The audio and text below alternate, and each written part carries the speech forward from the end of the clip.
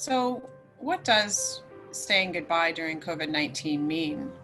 Well, from what we're hearing from the helpline callers, families and friends of those who have died during COVID-19, is that the COVID-19 pandemic and the restrictions along with that are truncating the mourning process. Now, the mourning process is our outward signs, the emotions and actions that we take to grieve the person we lost. And many of those methods by which we cope with someone's loss are now gone.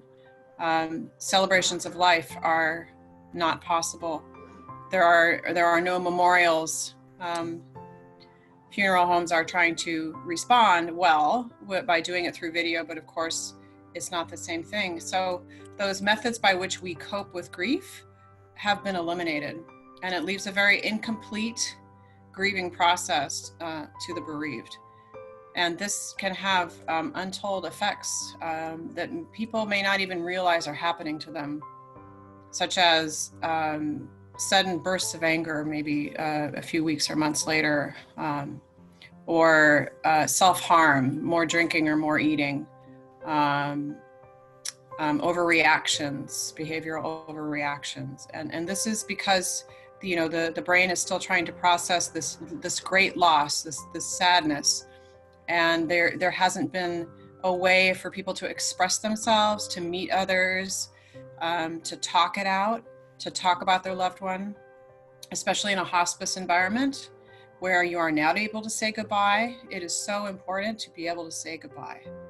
And in a hospice environment, people prepare for this. They have things they want to say, things that they want to get off their chest. And when that is not possible to do that, it really incompletes that mourning process.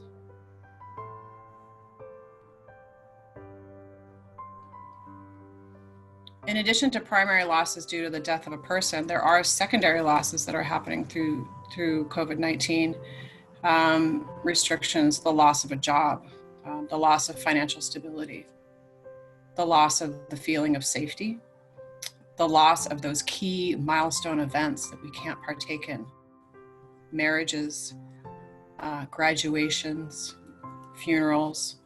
Those are big losses. The loss of being able to gather with friends, and ironically enough, the way that we cope is one of the ways is getting together with people, sharing our loss, sharing our feelings and our stories of those who we've lost, or the situation that we find ourselves in through secondary losses.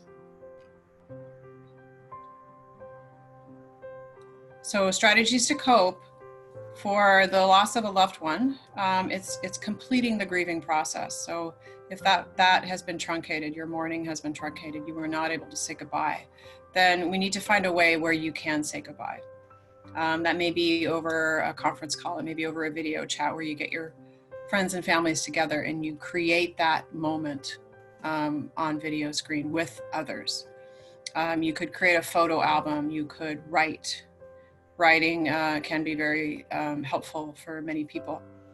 It is naming the feelings of the losses that you're experiencing. So if you have lost your job, you can give credence to that important moment in your life. I have lost my job and I am feeling X, and it legitimizes it, and it gives reality to the fact that there is something very important going on that needs to be attended to.